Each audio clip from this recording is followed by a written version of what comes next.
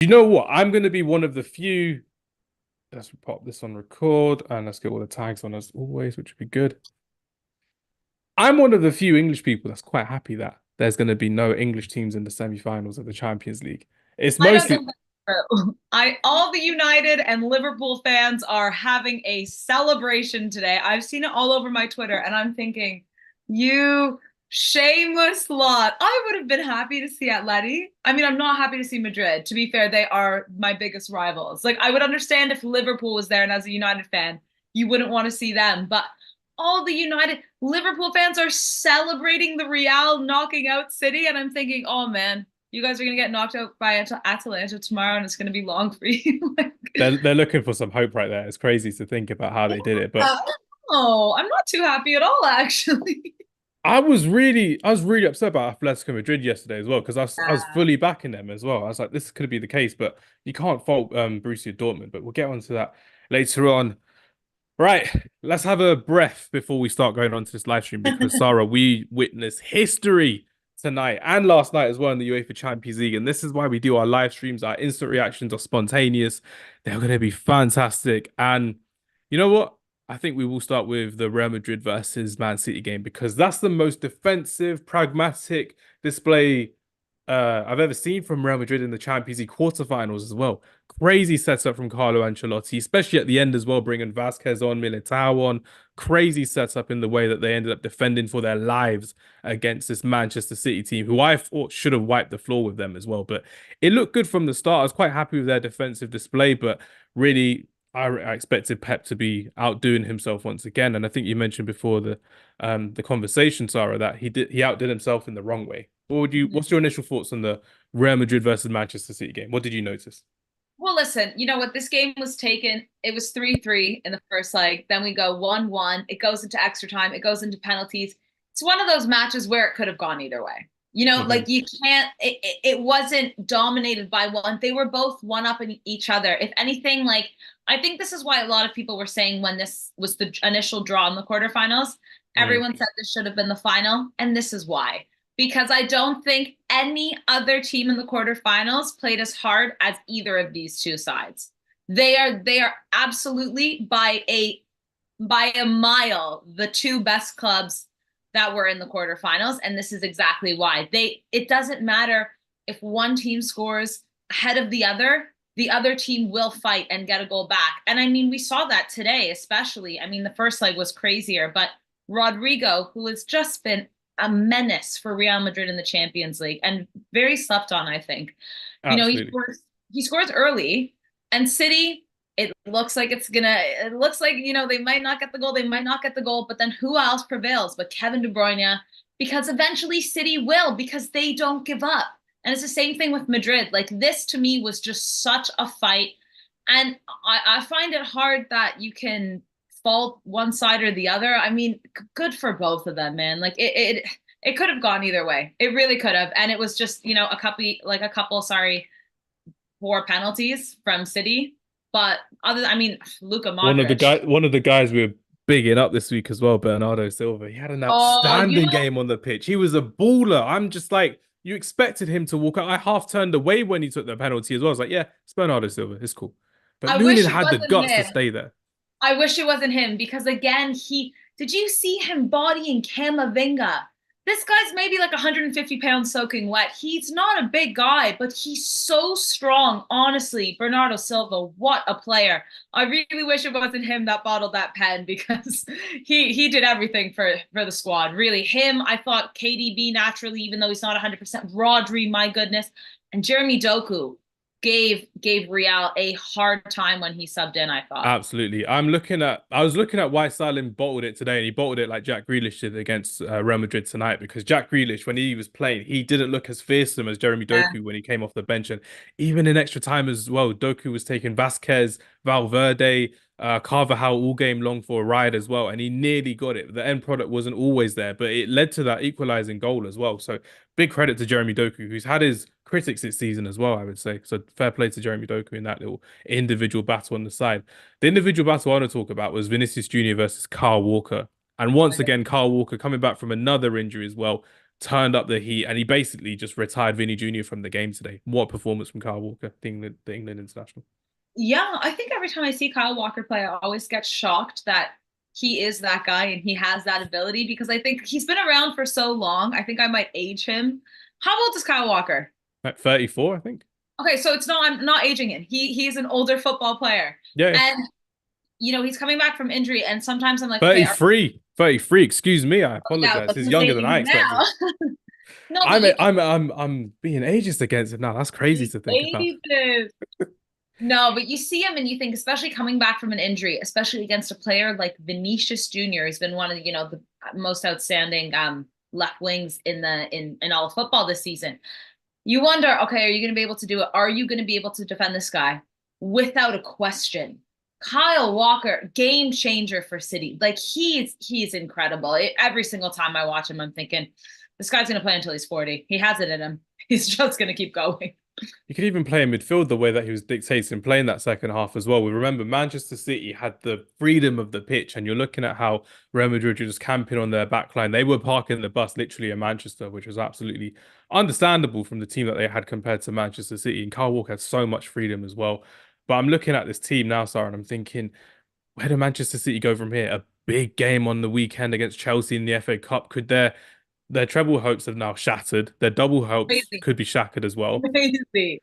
That's the standard we're looking at Manchester City now as well. We were talking about a double treble earlier this season, and that's completely gone. But do you think with Manchester City now they're going to be back up for against Chelsea? Because Chelsea were emphatic against Everton. No disrespect to Everton, but obviously big kettle of fish against Manchester City on the weekend. Yeah, I think Man City are really going to look to bounce back from this. They're going to be tired. I'd expect some rotation in the squad, but I still think they're going to come back and I think they're going to win the league. I think they're going to be pissed. Mm. And I think that's one thing that Liverpool and Arsenal don't want. They You do don't they not don't they don't have a vengeance compared to Manchester City when Manchester City have a that. vengeance. There's no Like stopping them now. Pep is going to like lose sleep over this match for the next 3-4 weeks. And this Yeah. is not going to go over well with him and the locker room. And so I think if anything, this is only going to fuel City's fire further to go for the double, which will still be an incredible, performance considering Pep is going for 4 in a row, which has never been done. So there's still something there for City. And as I said, it could have gone either way, but this Real Madrid has the UCL injected into them. I don't know what it is about this team. Like you mentioned Carlo Ancelotti and the way he lined the squad up. Brilliant. Like we're talking about two of the best coaches in football. And it Absolutely. really showed. It was fantastic. But you can't rule Real Madrid out. So The many first people time they've ever won at the Etihad Stadium as well. Crazy. but this is what I mean. Like I was asked by someone, do you think Real Madrid are a little bit less than what they were though last year? And I said, I don't think you can say that. They've had the addition of Jude Bellingham and we've seen what he's done, but Oh man, it's got to talk still about his performance as well. He was everywhere on the pitch today. He was playing as a false nine as he always was, but when all the attacking players came off, like Rodrigo and Vinicius Jr., playing as a left winger, always tracking back, always running in behind the defense as well, never stopped running. And we have to remember this guy, 20 years old still, and is doing at the highest level. Didn't have a great game last week at the Santiago Bernabeu, but even if he didn't score or assist tonight as well, he really showed his performance and his quality on the ball. But especially for me, off the ball, he was fantastic against yeah, Manchester City. taking a nap with Ederson at one point, just Mm. have like I Both actually amazing penalty takers, by the way. Edison's penalty was insane. I'm just like, that was Edison, yeah, I so can see it happening. filthy for him to come on and just I'm taking it. Like he is that guy. He is that guy. That was incredible. Then really tactical stuff, obviously Pep behind that. But yeah, I mean, listen, Real Madrid, you can never rule them out. I was telling people this when they got City in the quarterfinal. I actually had Madrid to go through You did say before as well. yeah, before the first leg. The first leg threw me off a bit because I thought coming back to the Etihad, and then here we are. But I don't I feel like Real have been the favorites after City since the group stage. And I Mm. think now when you look at the 4 teams left, and we'll get into it, after we go through all these quarterfinals, but to me, they're the clear favorite. But we can talk about that after we go through all these insane quarterfinal draws. Absolutely. I mean, quick shout out to Lunin as well. His penalty keeping Yeah, antics were fantastic. But again, he's been third choice keeper for a lot of the season for Real Madrid. Now starring in his biggest ever role in the quarterfinals for making his way into the cult hero status at Real Madrid. But I have to shout out Antonio Rudiger as well, keeping Haaland locked down, getting him subbed off early at the Etihad as well, scoring the winning penalty for Real Madrid. I thought it was absolutely fantastic. And I know he had that ricochet for Kevin De Bruyne's goal as well, but he was dominant in that centre back pairing with Nacho, which was absolutely fantastic. So big respect to Antonio Rudiger, who's proven a lot of doubters wrong. And realistically speaking, I think is just getting started now at Real Madrid and looking for that title under his belt and that UEFA Champions League title coming up, as he's going to go back to Germany, taking on Bayern Munich versus Arsenal as well. Before we get into the Bayern Munich game, just a quick one from you, Sarah. Who was your man of the match in the Real Madrid versus Manchester City game, and why? You know what? There's 10 we could pick. There are easily 10 players. I mean, you mentioned Jude. Camavinga to me was incredible. Absolutely Absolutely. incredible. In the middle and just pulling back, trying like he was almost a fifth defender for Real Madrid. But Bernardo Silva, Rodri to me, those two. I think maybe those two from each side stood out a lot. Yeah, I'd say I can't pick because they just all left it out on the pitch. I really want to see who plays this weekend though, because I can't imagine any of them have any legs left. Bernardo Silva's got like a Duracell battery just injected Yeah, into his veins as well. He'll be playing another 90 minutes as well. I thought he was fantastic today, and I felt again that penalty just looks so lazy the way he took it as well. I mean, if the goalkeeper dived, obviously it would have been, oh yeah, it was a cool penalty just straight down the middle. The goalkeeper read it, Lunin read it, and you're looking at it thinking, okay, Bernardo Silva, you did so much heroic work over the game, and it kind of just went from hero to zero. But I would have yeah, gone for Bernardo Silva, but I think personally I've got to give it to Antonio Rudiger just because he yeah. kept such a dominant performance in their back as well. But shout out to Rodri as well, who's finally lost a game in 2024, which is insane to think about as well. Technically, you don't actually lose a game when you lose on penalty, so it's technically still unbeaten as well. Yeah, there you go. He's the guy. Absolutely. Someone else who's a guy today is Joshua Kimmich, who did his celebration against Arsenal and scoring at the Allianz Arena. Oh my goodness me. That game had everything in terms of atmosphere, in terms of character, but it wasn't from Arsenal, it was from Bayern Munich. And I was watching it thinking, how the hell is Eric Dyer this good as a defender? And he was absolutely fantastic. Kai Havertz got no sniffing at all as well. The goal was quite simple, but Declan Rice lost his man in the middle of the box as well. And it's a free header really for Joshua Kimmich to go through and to score and to do his little celebration like he loves to do as well. But Joshua Kimmich is getting back into form, playing at right back under Thomas Tuchel at Bayern Munich as well. And Bayern Munich are now into the semi-finals after a very comfortable win for Bayern Munich against Arsenal at home as well. My initial thoughts, because I was watching this one predominantly more than the Manchester City game, was the fact that Arsenal's inexperience showed today in their attacking final third. Their defense was absolutely fine. I thought Tomiyasu needs to start more games for Arsenal. Absolutely fantastic at the back. He locked down Leroy Sané, who was a big problem for them last week at the Emirates Stadium as well. I was really impressed with William Saliba locking down Harry Kane. And even when Harry Kane tends to drop back and he looks to pass the ball left, right, and centre, Saliba gave him no chance to do it as well. Yeah. And I do have to appreciate Jorginho as well. He was slowing down the game a lot. He had his experience on his won the Champions League with Chelsea before, so he knew how to do it, how to slow the game down and kind of get Arsenal back into the game and get their 1% wins over the pitch, which was great. But their attacking play was awful. We spoke last week, sorry, about Alphonso Davies being suspended, but Mazwari and Guerrero just double teamed up against Bukayo Saka, and he had no luck whatsoever. He had no threat going across his side. And when you're looking at someone like Martin Odegaard, who creates chances, who looks to get into the final third, he had no help around him, unfortunately. And it was really worrying to see what Arsenal had to do. And they waited really late to bring on Gabriel Jesus, Trossard, and Eddie Nketiah, but it was way too late for Mikel Arteta. What were your thoughts on the Bayern Munich versus Arsenal game? Yeah, I'll be honest with you. I was watching the Real Madrid Man City game predominantly, so I kept Don't having. worry, viewers, if you know, we watch one game each, so this is what we do as well. Yeah, So it is yeah. one of those things. We know which games the other person's watching, so we can have a proper analysis about it as well. But what did you notice from what you saw, Sarah? Well, first of all, Jamal Musiala. Like, just every time this guy has the ball, the way he creates space, he drags more than one player out with him. That was every time I felt like I was looking back on the Arsenal Bayern Munich game.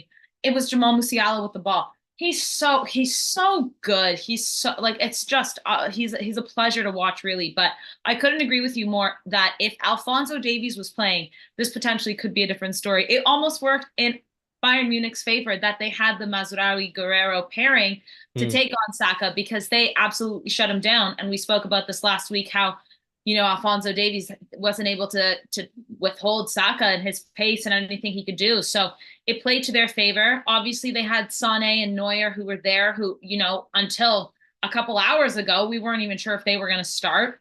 Huge for Big Bayern. haul from them as well. Yeah, absolutely. Yeah. But I think you're right. I think unfortunately it is it's definitely the experience. When we talk about Champions League, experience comes into play so much because we've said this time and time again, but it is tournament style football. It's a matter of a 1 or 2 game.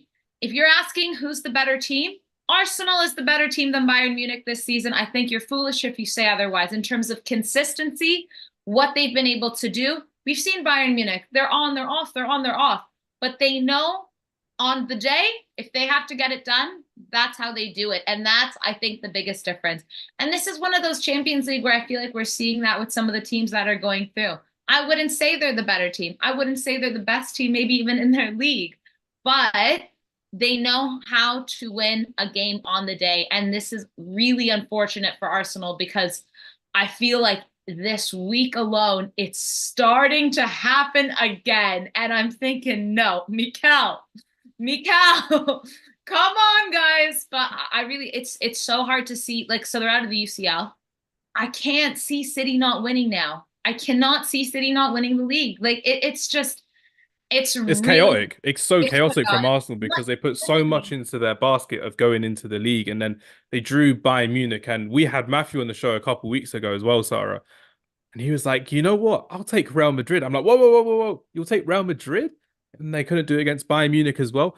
And honestly, at the Emirates, they had him I'll on a get Matthew string. back. You got to get Matthew back. He's in hiding at the moment, I'd imagine as well. But they had Bayern Munich for the taking in that home game. We spoke about it last week. I was apprehensive about Arsenal going through as well. But I really thought Arsenal should have won. Ben White had that amazing chance in the first leg as well. Gabriel Martinelli today had a really big chance against Arsenal as well. But it comes down to the killer instincts and it comes down to match day experience as well. And the game day experience for Bayern Munich was head and shoulders above Arsenal as well. Declan Rice leaving his man for Joshua Kimmich. That's the difference between going into extra time and fighting and slugging out for another goal as well. The Bukayo Saka penalty in the last seconds of the game doesn't even hit the first man, let alone clear anyone into the box as well.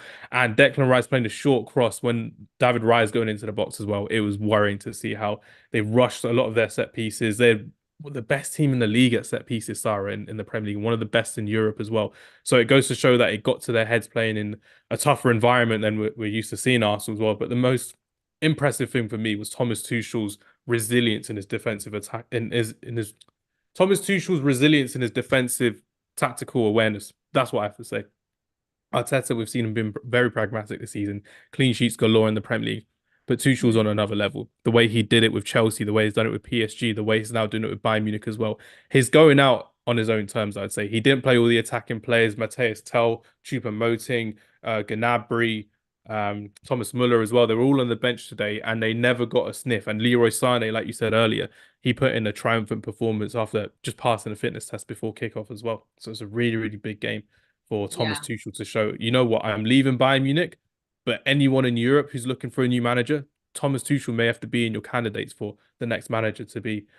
Maybe Man United, maybe if you're looking at someone like Liverpool as well. I personally think he'd be fantastic at Liverpool. Maybe it changes the way that they're playing, but a fantastic manager to get them trophies and what they're doing as well.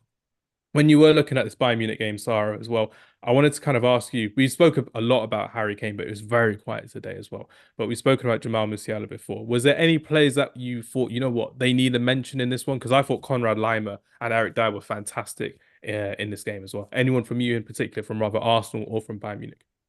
Well, I think, we have to talk about how, like we spoke about their Arsenal's defense and how they were really good in this Mm, game. Something that I think Mikel Arteta has done really well with this side. We mentioned how last week Gabriel and William Saliba were not good.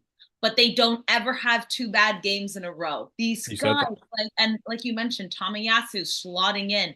I mean, it really like again, like it was a 1-0 win, but I'm thinking, man, this Arsenal, like, how are you doing this? You're playing good football. So, I mean, I feel bad for some of these players because I really thought Gabriel and William Saliba were fighting on the pitch there, and they knew what they had to do, and they did it. They did it, like you mentioned. It was up front where they really struggled. Like you mentioned, Kai Havertz. Oh my days, yeah. So definitely shout out for the two center halves there. They were fantastic. But yeah, Limer, Musiala, Sane even. Although when they brought in Upamecano, I said, all right, let's see what happens. You know, all of You us were never like, know. Upamecano, 2 minutes to go. Maybe something can happen. Maybe he found Crazy. someone in the box as well. Maybe Upa Maguire's coming back again. Maybe the haters on social media will be like, Upamecano, no, he's a good player. I'm glad he didn't play, which is the Yeah. main thing as well. But again, just looking through Conrad Laimer, I thought it was fantastic. But Joshua Kimmich, for me, his my man of the match in this Bayern Munich game. He was the difference maker from right back as well. 93% passing accuracy, 56 passes completed, 12 crosses, 5 tackles, 4 chances created, and of course the goal as well. But it's looking good to be going back to right back as well. And realistically speaking, Zara, do you know how crazy the storyline could be? Let me set the scene for you. Okay. We're at Wembley Stadium.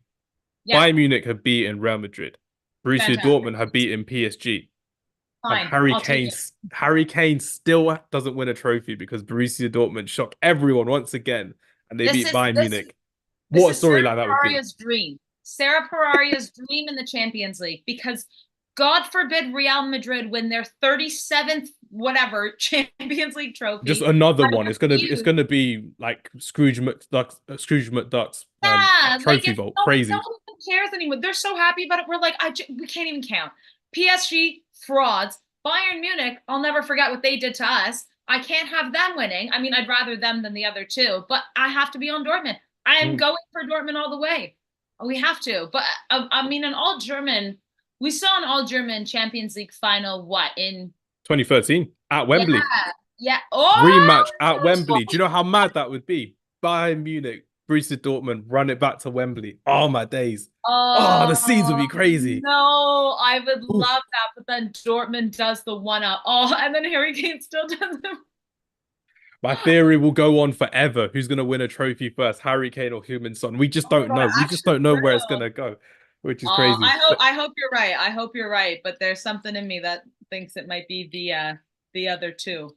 Absolutely. So it's a Champions League draw that we've seen. You know what? Bayern Munich Real Madrid would have been a great final, but we're going to have to go on to Borussia Dortmund versus Atletico Madrid in the quarterfinals. I mean, what a game that was as well. This was a game where I was thinking, you know what? I'll catch the highlights later. I'll focus on this Barcelona game. And obviously, we were recording the end of our podcast as well. So I missed the first 5 minutes of the game as well properly. But Borussia Dortmund versus Atletico Madrid. The narrative across social media is, oh, Jadon Sancho's doing really well. But it's not the former Man United winger who's well, still on loan, actually. It's actually the former Man United midfielder Marcel Sabitzer, who was the one who was outstanding for Borussia Dortmund yesterday against Atletico Madrid.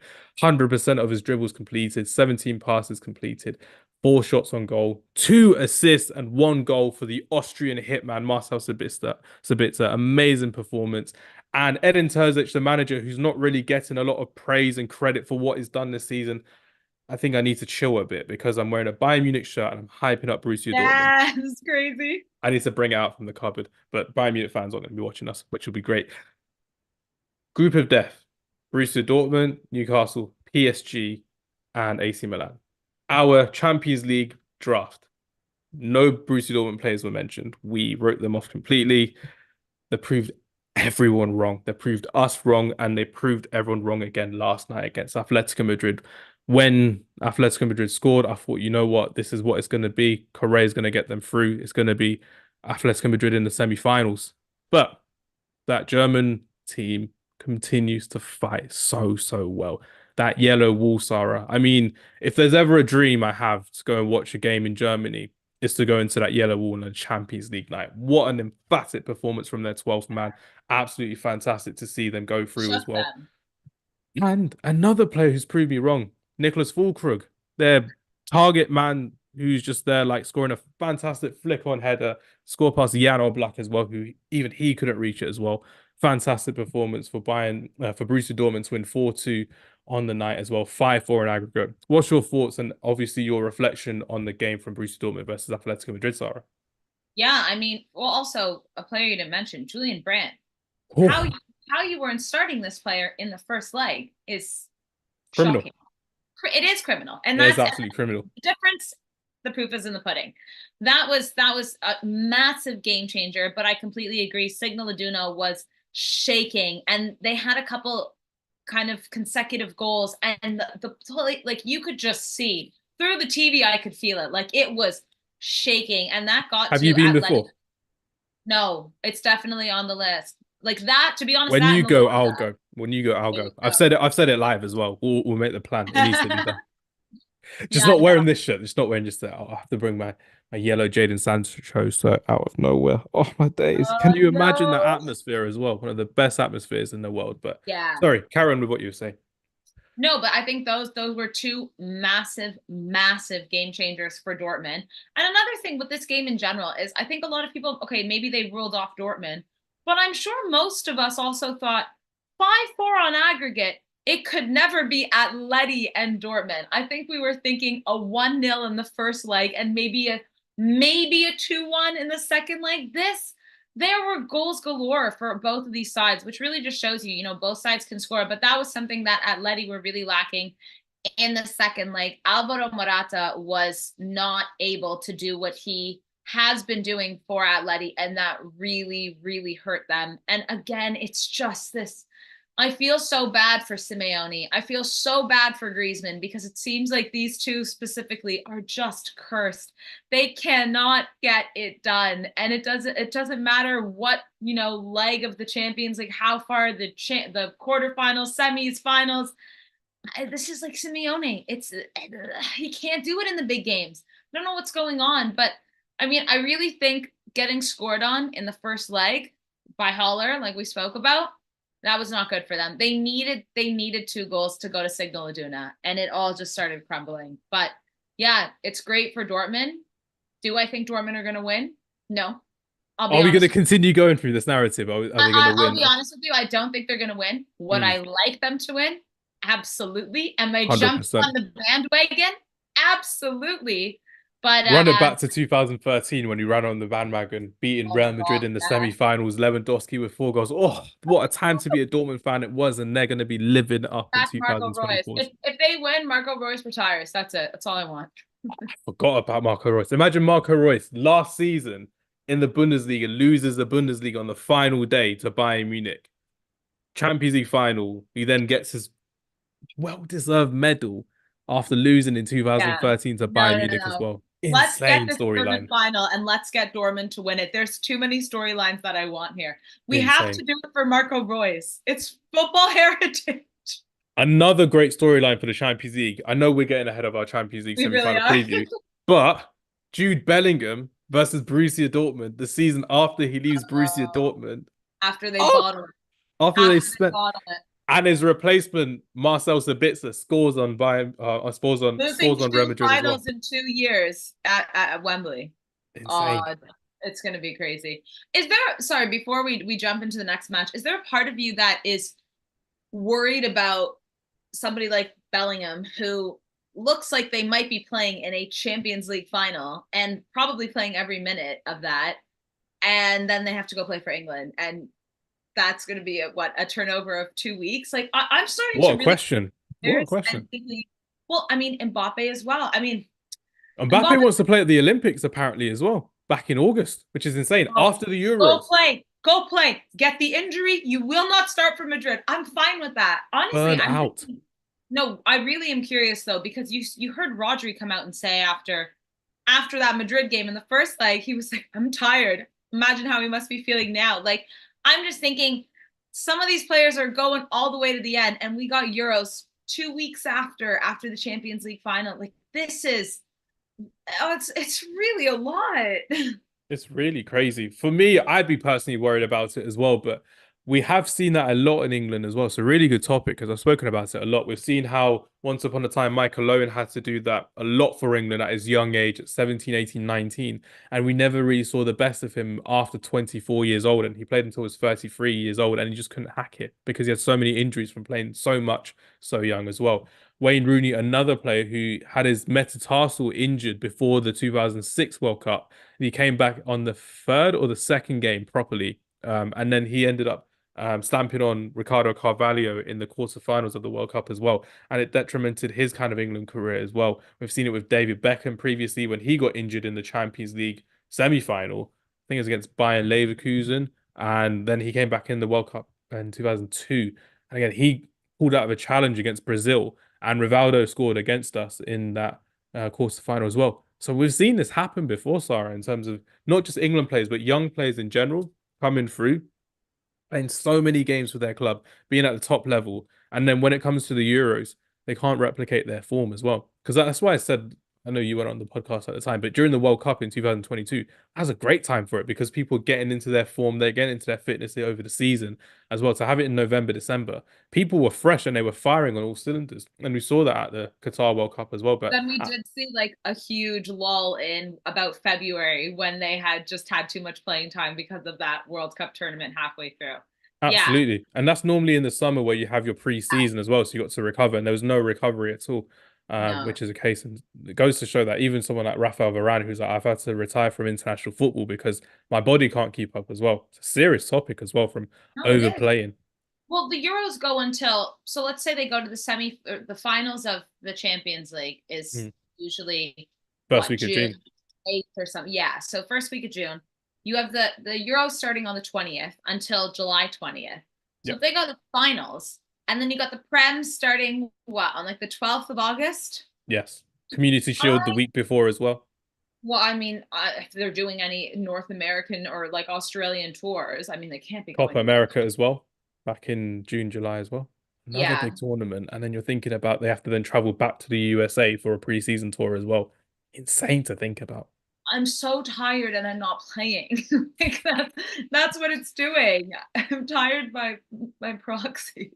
Literally, they're just like that. We have to give the consumers what they want, the fans what they want. But actually, give them a rest, give them a holiday every now and then. That's why countries like Spain, when they have the international break, they have an international break and they have a winter break in the season as well, which makes so much of a difference to their teams, especially in European football. I can't say it this year, but normally in like the Europa League, Seville will go all the way, Real Madrid will go all the way, Barcelona will go all the way, and it's great to see. And then you see it in the European Championship, Spain getting to the semi-finals of the Euro, Spain going to World Cups finals previously as well, Euros finals previously. We've seen it before, and it's been a very big talking point in the Premier League to have more of a break, but it's just not the case at all, Not the which is a case big at thing. all. Yeah. Yeah. Final thoughts on Borussia Dortmund versus Atletico Madrid, Sarah. Who was your man of the match from what you saw, and who was your one that you thought, you know what, they surprised me a lot from your viewing of Borussia Dortmund versus Atletico Madrid? Man of the match, Julian Brandt. I don't want to. He's the best. He's the best one. He really Mm. is. Somebody I was maybe surprised with would have been, yeah, I mean, Fulkrug after what after what you said last week. Oh That God. was he did, Is yeah, he really stood out and he did a lot for them. He just Uh, doesn't look like a footballer though. He looks like a construction worker and he's just so good at heading the ball. I'm just like, this guy, man. It's like if he was yeah, playing in the 1970s, he'd look normal, but he's in 2024. And it's like crazy yeah. to think about him being a starting striker for Borussia Dortmund as well, which is insane. Yeah, but Sabitzer as well for Dortmund, and I guess Correa for Correa had a really good game for Atleti when he came on. Like the moment he came on, he was all in, but couldn't do enough, unfortunately. Absolutely. For me, I've got to shout out Edin Terzic as well. Again, I said it previously. He's not been spoken about a lot in the Champions League, but a few facts and stats about him. He won the DFB Pokal in his first season for Borussia Dortmund. He almost won the league last season, of course, against Bayern Munich. He's been unbeaten at home for 15 months, which is crazy. And we can remember that PSG game as well when Nicolas Süle cleared that Kylian Mbappe shot off the line as well, which was big as well. And just one Bundesliga loss in 10 months. And the fact of the matter is, he's going to the Champions League semi-finals against PSG. It's a group stage rematch. It's been a while since we've seen a group stage rematch in a knockout game as well, Sarah. So this is a It's big, rare big, that it happens. Yeah. I didn't want it to be the case. That was the only I time I'll say wanted it live on Barcelona. record. The only time I wanted Barcelona to win in the Champions League. I was like, come on now, I need Barcelona to win. F word Barcelona PSG. at I hate Ready. their ownership. I hate their charges that they've been against and they get away with all the time. I hate their owner who goes and slaps the officials for no reason whatsoever. And PSG. PSG, yeah, yeah. I'm Oh, not a sorry, fan of them. sorry. So we're talking about the frauds now. All right, let's get into it because boy, Let's oh get no, boy. no, no. I'm not going to get into it. This is your time to rap. By all means, go No, ahead. I'm so first of all, to the football world, we have been robbed. We have been robbed of what could have been the game that we saw against Manchester City and Real Madrid. We could have had it. Once Araujo was sent off, I mean, 28 minutes into the game, that's going to hit any team. Now, I think I was telling you, we were texting about this, but I think the Araujo red card was probably a red card. Now, the issue that I have with it is the reviewing process that these referees are not taking with VAR. And we saw it happen last weekend with the Arsenal Bukayo Saka penalty.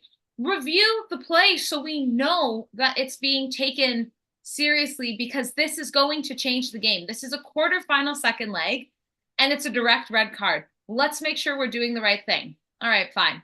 Fine. Fine. Let's change it from there.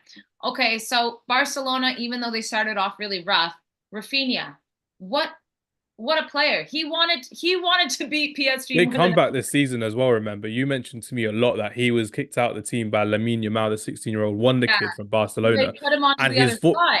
he's fought his way back into the side. He's made sure that that left wing position was his own in this tie as well, and it's fantastic. That little shin into the goal, anything Yeah, does it to get it past the goalkeeper. Donnarumma's been shaky for PSG in his entire Donnarumma career. shocking. And you're Yeah, looking at Rafinha like, come on, game on. This is what we like to see. But like I mentioned to you on chat, as well, sir, I was like, Barcelona, you're 1-0 up. You're defending really well until this red card. You've got to be pragmatic. You've got to use your game experience as well. Xavi didn't have it from the tempo that he had on the bench as well. And I'm looking at this team thinking, you know what? Kabasi, 17 years of age, absolute baller so far this season. He needed some guidance around him, and it just wasn't there for me. And I really expected more from Barcelona to shut up shop for the rest of the game because it went into a 4-4-1. Lewandowski was hardly tracking the midfielders, oh, and we and saw when with he that goal, was, we saw with that Vitinha goal as well. We're thinking, what is that effort trying to just dangle a leg out? yeah, That like was a awful. casual jog. Let's just jog and try and stop that. No, Lewandowski For had a me, chip. he should have been subbed off, personally. I Oh, would have subbed off absolutely. Lewandowski, kept Rafinha, Lamine on the wings, and they can just counter attack. What's the point of I having think Lewandowski on for a tapping goal that's not going to happen? I Gundogan was felt getting more really chances bad. than Lewandowski. No, I felt really bad for Lamine Yamal because I understood what Xavi was doing there, but like you needed to keep your striker. But Lewandowski, it wasn't his day whatsoever. Like the first leg, he was a monster. This leg, not so much. But Mm. you know, Barcelona scored. They get the red card. Okay, fine. Dembele scores, but they're still up on aggregate. But 45, another 45 minutes, a man down. It was really difficult, and you could see like they were trying their Kunde, by the way, again.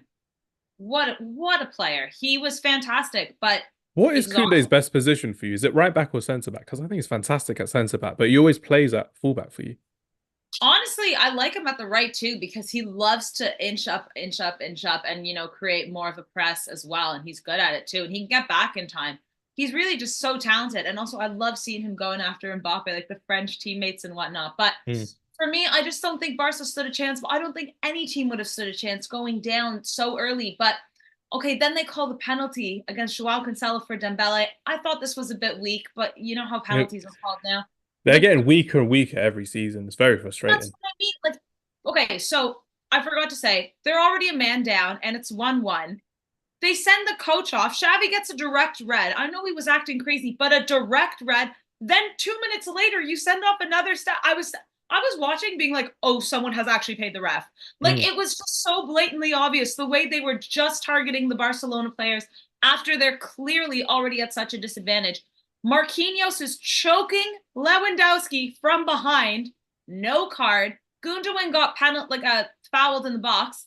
No review. No Quite similar penalty. to the Araujo one, in my opinion, as well. Still another shoulder barge from the back as well, trying to trip him up. This is the PSG fraudulence of it all. Like I hate them. Like it's because if it's anyone else, you're still pissed, but you know how PSG work. And I was just like, oh, you actually did this. For me, Mbappe, though, again, Barcelona did a really good job at shutting him down. Okay, he scores a penalty. He has to. And then he had that. I mean, Ter Stegen made what, two massive saves before he I like eventually that punch tackled he did from him. Hakimi when he just yeeted it over the bar as well. Like that's a crazy Yeah. save that he Oh had. no, he was doing as much as he could, but Mbappe did tap that second goal in. I think if you look at the score line, you think Mbappe had a game, but Barcelona shut down one of the best players in the world still. If anything, Barcola, holy, what a player this guy is. He was giving us Called it at the beginning of the season. I did. I told yeah, everyone to watch out oh, for him as well. Baller. no, he's so good. He was fantastic. But yeah, I think Barcelona were a bit robbed here. I think, like you said, I mean, it probably was a red, and they maybe Xavi made some mistakes, but I think there was a point where they were literally getting everything called against them and nothing in their favor, and it kind of took away from the game. And this could have been a really exciting game. I think the loss of Lamine Yamal was also really unfortunate because how fun has he been? And the fact that Barca Not just had how fun, but how important he's been for you guys as well. Not even just creating chances, goals, and assists, but his presence on the pitch as well boosts the team a lot in terms of confidence when you're looking at them. And you've been talking about it all season about how your team has been lacking confidence in some games, and he's the one that comes out and shines the brightest in tough times, not just in the Champions League, but in La Liga as well, Sarah. Yeah. So, I mean, it was unfortunate. You saw him crying at the end of the game. You saw Rafinha crying. Like, they really left it all out on the pitch. It was so unfortunate. Like, going to Paris and beating them there. Barcelona, 10 out of 10 games, they're playing PSG and they have 11 players. They're beating PSG. They Mm. are beating PSG. And it looked like they had finally, like, turned this corner. And I just think, like, oh, it was just such a shame. I just felt like it wasn't, like, we just kind of got it taken away from us. I don't think it was about the football, which is really unfortunate. But I also noticed PSG actually just before we started filming, I was on social media, which is a dangerous, a dark, very dark hole to be in right Stay now. away from it. Stay away from it. That's what I say. Well, PSG are posting like crazy about Barcelona and how they beat us, and they're putting like pictures of like the Mona Lisa in a Barca jersey, and then a massive like photo of like Dembele beside, and I'm thinking, oh my goodness, you guys are obsessed with us. Like, this is how you get football culture because you have no fans that you're honing on another team. Like, I was just like, I've never seen a team like act so vicious, and I'm thinking, yeah, because of the remontada still. Jeez, like if you're holding on to that, my That was goodness. their remontada, but it wasn't in a way. It's kind of given to PSG, which was Yeah, annoying. And let's not compare PSG the are always going to be like the spoiled rich kid that gets everything they want, which really annoys me to the sake of it as well. We've got a comment to Raheel saying Vamos, and I'm saying Vamos as well. And also to retort to what you said as well, I sent it on the group chat as well. Barcelona saying semi-final bound in their email marketing. I was like, not a fan of that. They were 3-2 up. They had an amazing performance last season as well in Paris as well. And I was just like, that's one of the best performances I've seen of the season in the Champions League from Barcelona. They were emphatic in Paris, and unfortunately, in those minutes when they were down to 10 men, they couldn't replicate the grit, the determination that they had, and even the maturity that they had so well to defend against PSG. Going to be a tough question for you to end it on the quarterfinal talk, Sarah. But who was your player of the match from PSG and Barcelona? Barcola for PSG, without a doubt, without an absolute doubt, he was fantastic. For Barcelona, I think Koundé has to be up there. I think Rafinha has to be up there too. Mm. But they both were just dying for it. Rafinha, you could see he was defending at one point. He was really just trying everything. But Koundé was basically playing for him and Araujo once Araujo got sent off, and you could see that too. And he's been brilliant. It's no fault on their end for sure. It was just, yeah, unfortunate, really unfortunate for Barca. I really hope PSG don't win like this though, because like it's take the rich kids out of it. Come on, Dortmund. We need Dortmund to win. It's going to be crazy as well. I know it's crazy. I'm saying it in a Bayern Munich shirt, but it needs to be said as well. For me, I was really, really impressed with Warren Zaire-Emery in that midfield as well. He kept that team calm and composed in the first Yeah. half, especially after going a man up as well. The fact that he's played all these games as a 17, now 18 years old as well, dictating the play for PSG is going to be a big player for years to come for PSG and for France as well. And just like you mentioned about Jude Bellingham, it could be a player where he does get overplayed in this system for Luis Enrique, and for Luis Enrique to come back to Barcelona and have another comeback, but again on the opposite side from what he had back in 2017, it was quite worrying as well. but Luis Enrique still goes to show that he's one of the top coaches in European football as well. But Warren Emery, absolutely fantastic player to watch, and really appreciate the fact that he can still complete passes against a passing team like Barcelona. 93% of his passes were completed. And Yeah. for me, I was really upset with Rafinha as well. I don't know if it's going to be right in me saying this, but one of the best performances I've seen Rafinha in a Barcelona shirt. Biggest of games, biggest of occasions I've seen him so far as well. Really let down by Ronald Araujo, in my opinion, as well. I mean, Mhm. I expected more from him as well. We bigged him up a lot this season, but that was a big moment where he let his team down, unfortunately, as I wish it well. was anyone but him. Anyone but him. Also, Christensen was in the stands. That's all I'm saying. Barcelona lost because Christensen was in the stands, no, which is but did you awful. not realize that once? Okay, so they got the yellows, Sergio Roberto and Christensen in the first leg, and we're thinking, all right, not great at all. And then Araujo gets sent off, and you're thinking, oh my God, one of them. We needed just one. Like that. Oh, it Would was have been a just perfect so. replacement. It would have been It was so absolutely fine. bad. It was so bad. But Goes to show the importance of Andreas Christensen for Barcelona, the missing piece of the or puzzle Sergio yesterday. Roberto in terms of a remontada against PSG. But a, sure. a remontada against a remontada as well. But yeah, for me, Warren Emery is a phenomenal player in the making for PSG. Absolutely fantastic on the ball. Scored a few goals in the Champions League as well. And it's going to be looking likely that he's going to be making his way into the France squad for the European Championships in the summer as well. But big credit to all the teams that played in the quarterfinals of the Champions League. Absolutely fantastic. Right. Before we get on to semi-final talk, Bayern Munich versus Real Madrid, PSG versus Borussia Dortmund. I don't want to keep mentioning his name, but I'm going to mention his name. If Harry Kane wins the Champions League, does that make him a Ballon d'Or contender for you? Oh yeah, I guess he has to be. I mean, look what he's done at Bayern Munich. He's kept the team alive, I'd say, at least in the league. He's kept them in top four contention, and he's definitely kept them alive in the Champions League. Maybe not in the last match we just saw today, but I think he has to be. I think he's just. It's really going to come down to who wins the Champions League and then the Euros. Mm. Because if Mbappe goes to a Champions League final and then wins Wins the the Euro, Euros. that's going to be more impressive if he gets there for sure. He doesn't need to win. Or if Bellingham goes to the final of both, even if he doesn't win both, you know what I mean? Like it's gonna. I mean, you see, there's Bellingham, there's Kane, there's Mbappe for sure. I, am I forgetting someone? Like, it surely has to be between those three right now. Bellingham, Kane, Mbappe. At the moment, that's it, really. Like, I'd still throw Kevin De Bruyne in as well, and Phil Foden outside choice for me. Absolutely yeah. fantastic. I mean, like, if City win the double and we see an England run and Phil Foden, like, absolutely he can get it in, like, into the top three, I'd say.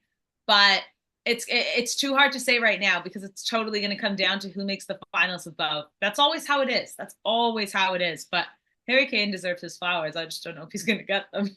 It's true. And Harry Kane is facing off against Jude Bellingham in the semi-finals of the Champions League. Two outstanding British players will be facing off against one another in the semi-finals. Real Madrid versus Bayern Munich. Sarah, what's your initial thoughts for the semi-final clash, which is going to be big Oh, clash of the Titans, big heavyweights in European football, teams who have won it recently as well in the last decade, which is crazy to think about as well, and two different styles of play from Thomas Tuchel and Carlo Ancelotti. Let's hear your first thoughts, Sarah. yeah, this is going to be tasty for sure. I think Real going through City the way they went through City, I don't think they're going to play another team as tough. I'll Mm. be honest. But yeah, Bayern have a lot of experience in this tournament, like you mentioned. But there's something just about this Real team. There's something about them that they don't give up. And if unless they and remember, this is a Real team without Chouameni today, Yes. who was Without incredible. Courtois all season as well. Without Alaba Chouameni, all season. but Chouameni has been absolutely crucial for this side this entire season. And He was he's great at centre back last season, last week. Scored on the weekend as yeah, well. Crazy yeah, to see he's come up this no, season.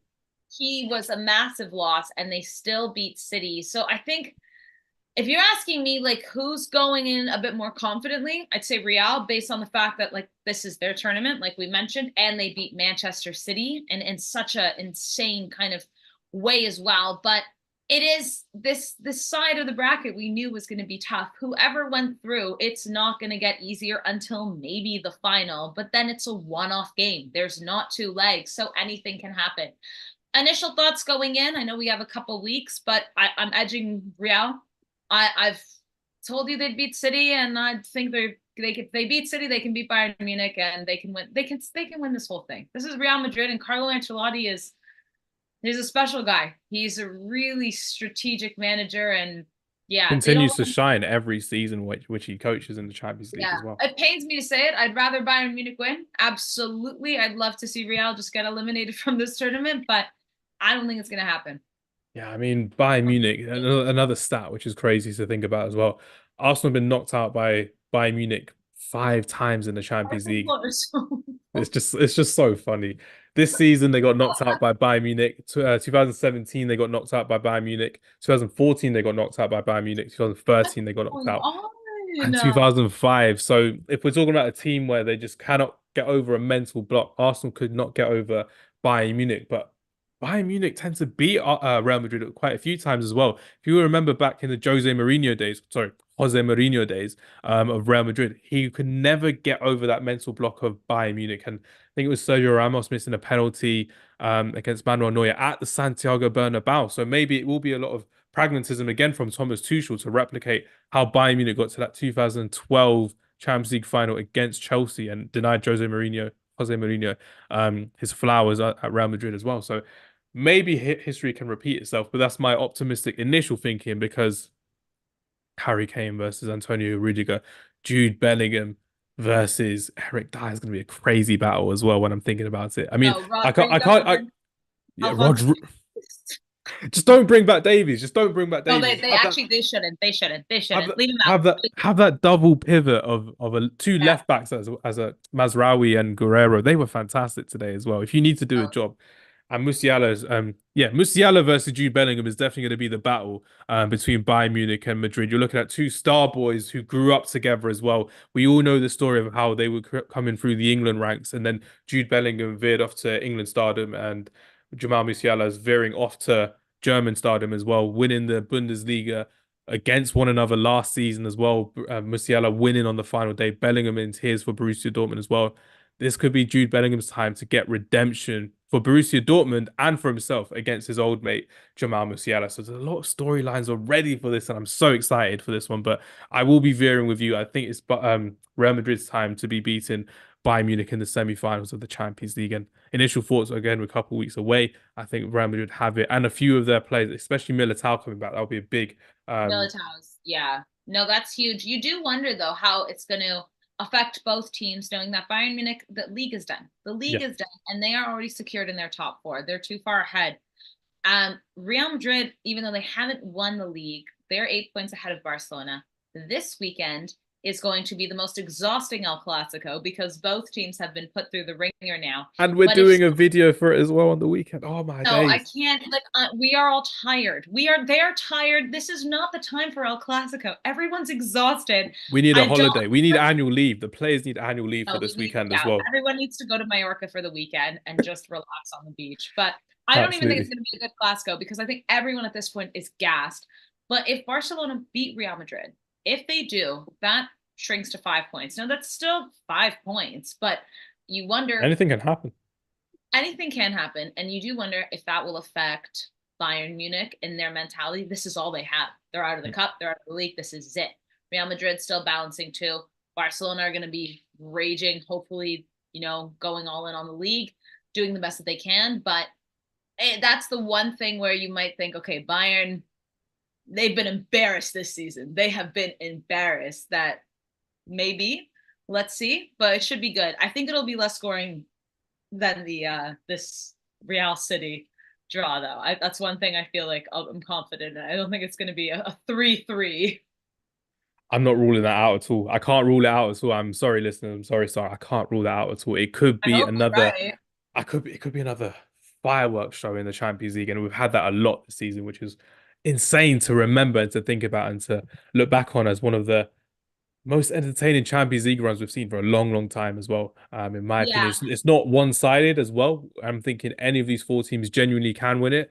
What's your thoughts on PSG versus Borussia Dortmund? Because Borussia Dortmund, like we said as well, they're going to be our underdog who we're going to be rooting for. I know I'm wearing a Bayern Yeah. Munich kit, but I'll change to a Borussia Dortmund kit in the semi-final live streams. But what's your initial thoughts on Mbappe taking on Borussia Dortmund, who had a good game against him last time in the Signet Iduna Park?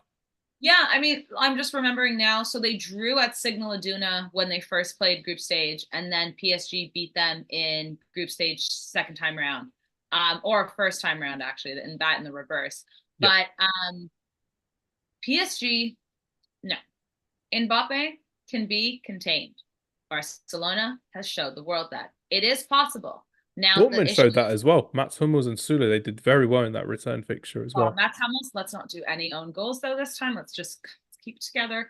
He had But such that's a the good thing. game yesterday, and the fact that he got an own goal against his name, I feel so sorry for him because he's like, I could make my way back into this German side as well, which is crazy to think about. 35-year-old. No, I'm not going to do that again. I'm going to Google Mats Hummels' age. Oh, I got it right. 35 years old. Mats Hummels Yeah. is still 35 and still going strong. Nicely done, Mats Hummels.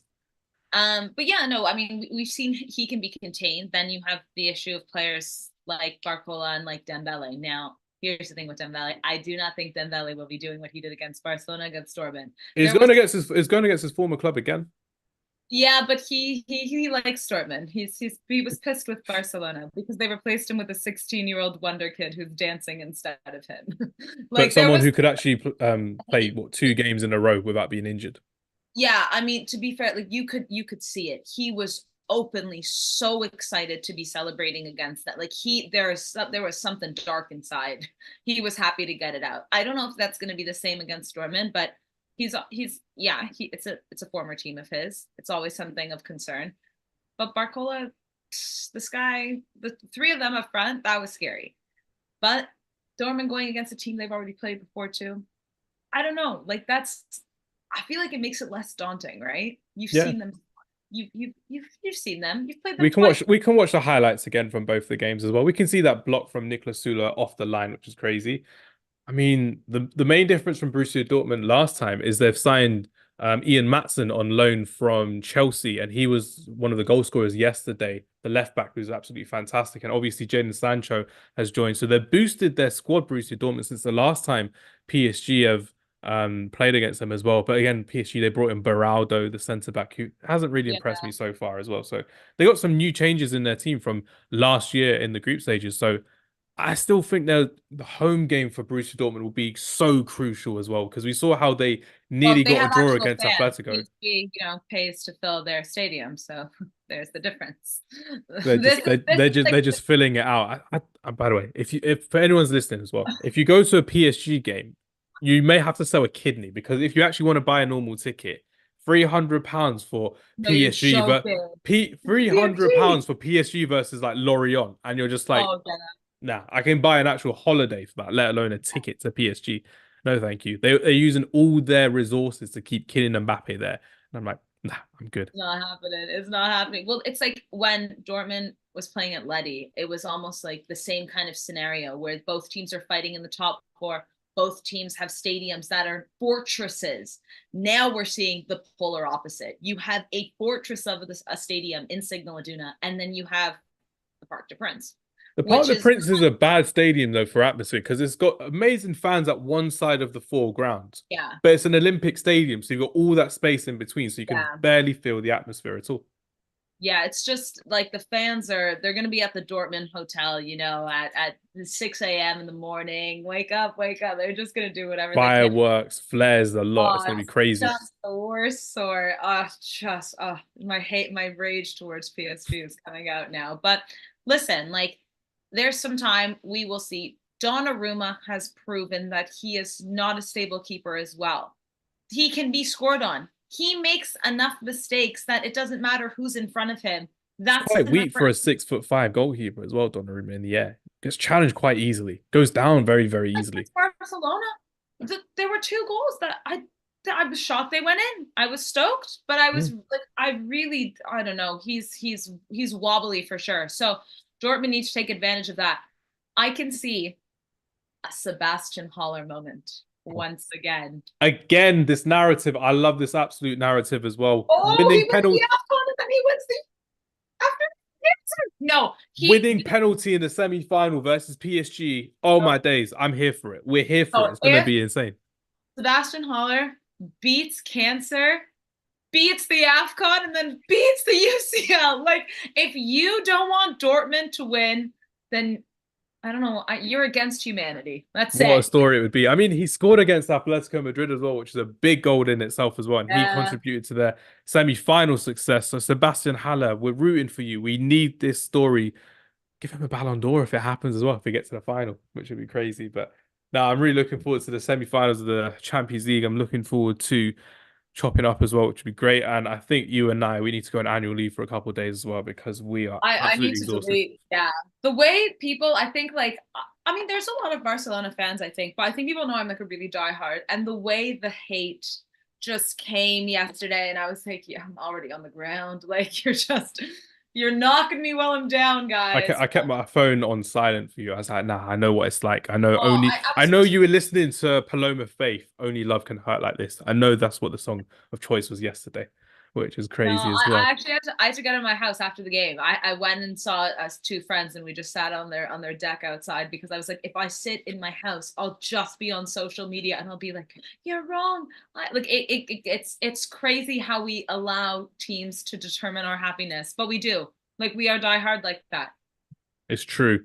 Then again, Man United are playing on the weekend against Coventry, and if they lose to Coventry City in the FA Cup Oh, it's gonna semi-final, be it is good. I don't know what will happen to me. I really don't know what will happen to me. I don't know if It's you gonna should be watch, honestly. I'm I just mean, gonna listen, Barca have to play Real Madrid at the Santiago Bernabeu and El Clasico, so it could be a very long weekend for both of us. same We, day. It's going to be straight after the FA Cup game as well, so we could both be in yeah. absolute tatters on the weekend, which is crazy. Another final fact, actually, our final fact of the day before we wrap up. Only 3 years ago, Ian Matson was playing League One football against Accrington Stanley, which is crazy. He's playing for Charlton Athletic, and so next couple of weeks as well, it's going to be the Champions League final against PSG. Can you imagine Kylian Mbappe versus Ian Matson? Ian Matson, who was at Burnley last season in the Premier League, who's on loan from Chelsea this season. What a story it is to see in football as well. We see these stories every season in the Champions League, and it's now Ian Matson's time to shine and maybe even get into that Netherlands squad for the European Championships in the summer as well, which would be absolutely fantastic to see. All right, and Sarah, thank you very much for your time, for your efforts, and for your conversation. Absolute superstar of a co-host, or maybe I'm your co-host as well. We're co-hosts together, which is great.